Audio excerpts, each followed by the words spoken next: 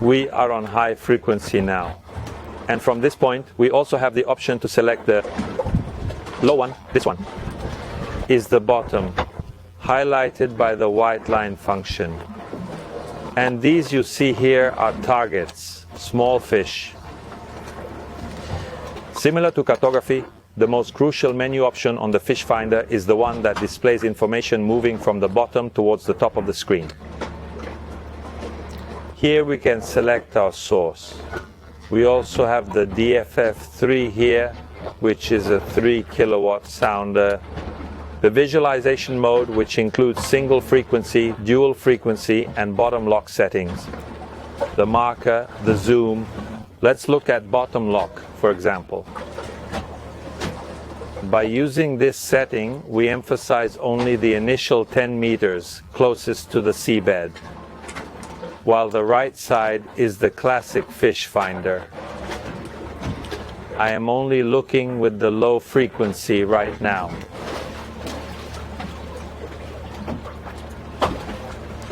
What are the main parameters and functions in the Fishfinder? We basically have three. We have the gain, the clutter, and the shift. Let's look at them one by one and how they should be set to properly focus on our targets. We select the Fishfinder unit, drop-down menu, and go to the standard view. We can also leave it on bottom lock. Here is the gain. The gain must be set to manual, obviously.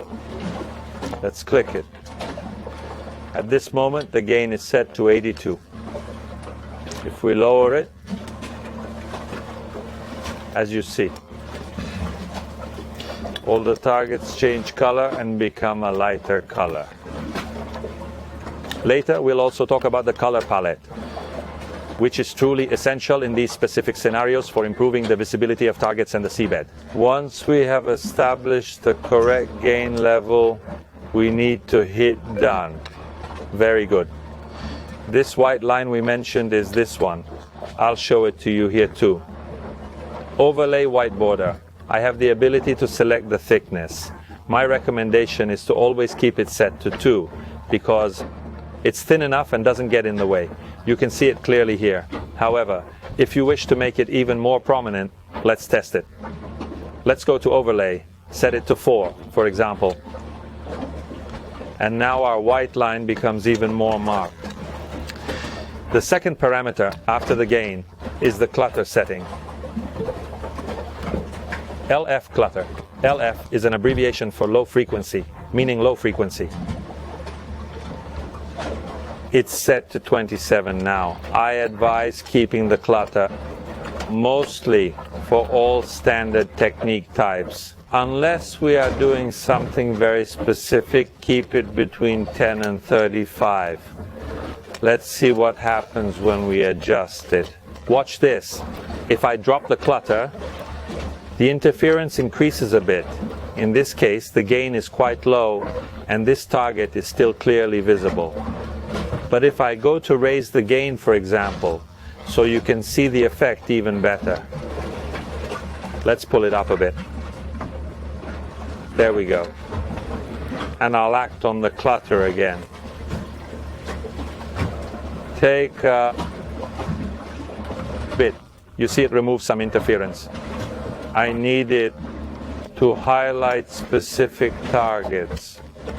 Look at this target right up here. This is the one. Let's see if I can get it.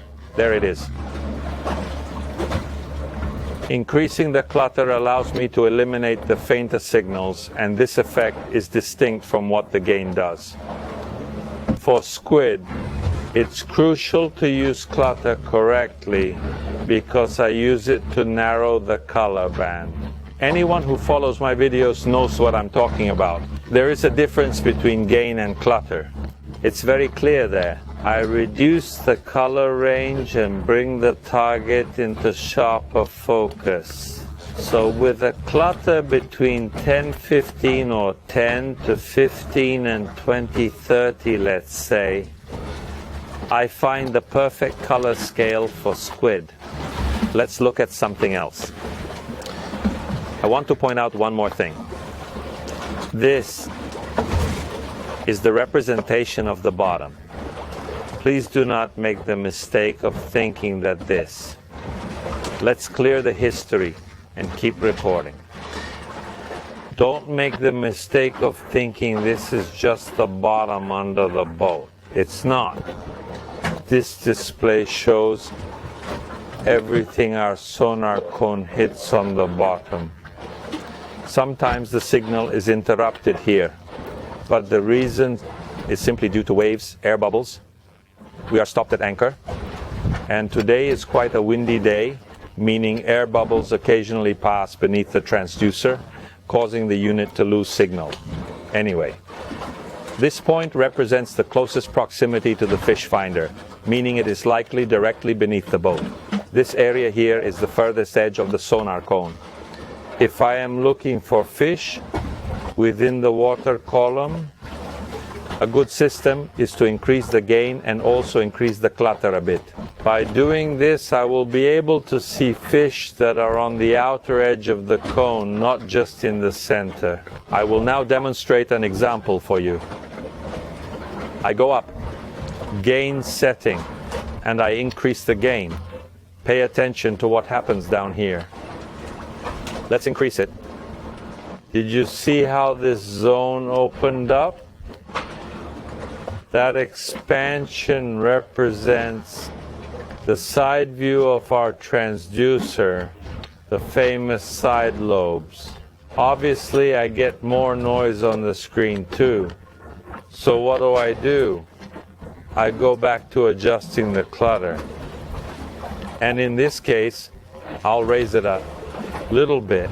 So I keep a wide side coverage. I see targets even at a distance. But I also keep the screen quite clean. Be careful not to increase clutter too much because I'll remove targets.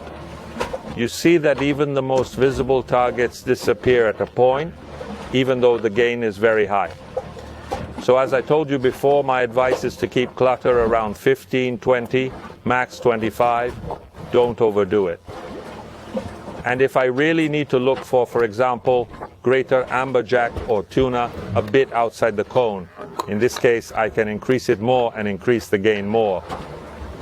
In this case the transducer is a B265 low-high, so I have the possibility of also having the view with a dual cone, meaning I can look at both the low frequency and the high frequency parts simultaneously. On this side is the high frequency, which has a slightly narrower cone. This one here. The cone is narrower, so the red band is more compact.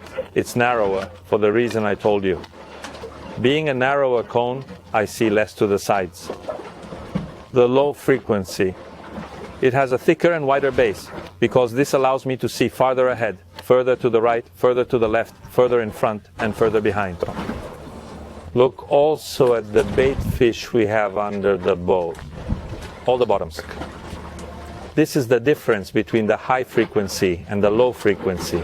The low frequency picks up the bottoms much sooner, whereas the high frequency only sees them directly under the boat, beneath the center of the boat, where the transducer is located, giving me a slightly different perspective. These fish in the initial range were not visible using the high frequency setting. On the low, I see them well right from the start.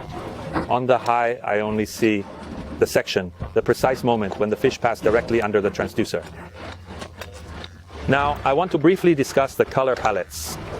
My favorite color palette is the black one. It is the one with the black background. It is clear that if we have a small boat, a center console, with the sun shining directly, we might have a bit more difficulty seeing certain details. However, this is the color palette that gives me the best contrast.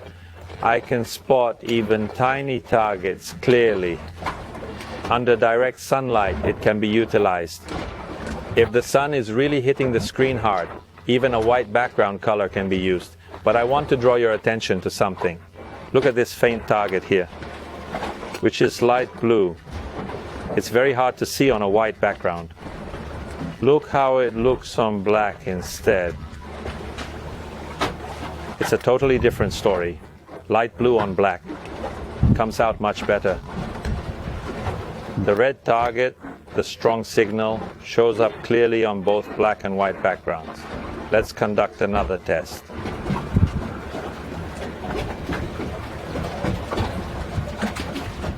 As you can see, the red and also the bottom comes out well. If I have a day where the sun is beating down on the displays, in the end this setup works better for me. Furuno, however, made another color palette which is called Day Colors. Let's look at it together.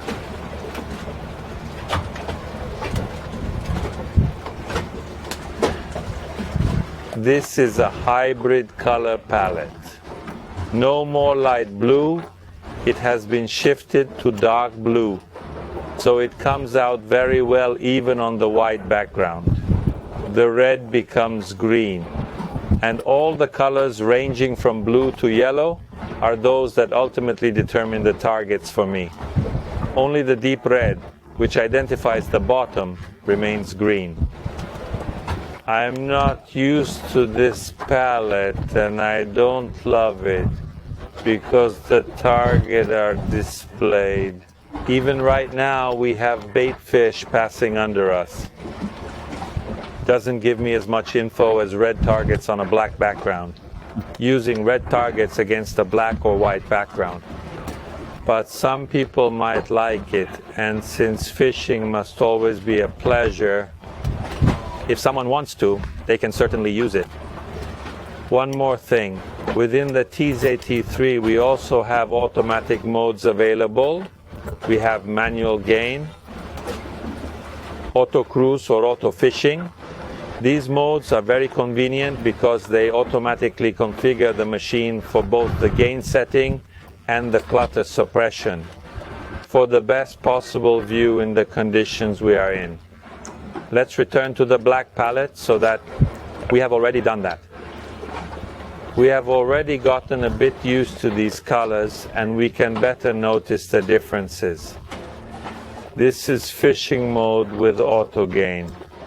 I can still fine-tune the settings inside the menu with what I need. Just open the drop-down menu. Let's adjust the low frequency offset. At this moment I had set it to -2, and if I raise it, as you can see, I have much more information on the screen. For me, -3 might be ideal here. The machine manages the clutter and gain for me to get the maximum result on all targets. The machine does this automatically even when running the boat, even at high speed. It manages to handle all parameters to get the maximum result on the screen. It is very convenient if we have sudden depth changes. But there is one thing I want to tell you. When fishing, try to stay in manual mode and learn to master gain and clutter, because in many situations we will be able to be much more effective in target visualization and bottom analysis. One of the most important things, I believe, is the correct use of the shift. Especially when fishing deeper, say beyond 40-50 meters, which are not like in this case 10 to 20 meters, but when we go beyond 40 to 50 meters. Since fishing at 80 to 90 meters has become quite common now, let's see how to adjust the shift setting. Let's remove this thing here, drop down menu. We first need to disable the auto range, so we set it to off. We switch to manual range 2, which I definitely like more. Now we will calibrate it. Currently the unit is entirely in manual mode, so it does not know the bottom's location. The bottom scales to 120 meters. The first thing I have to do is highlight the upper part. How is it done? You use 2 fingers, you spread them out, and you move it.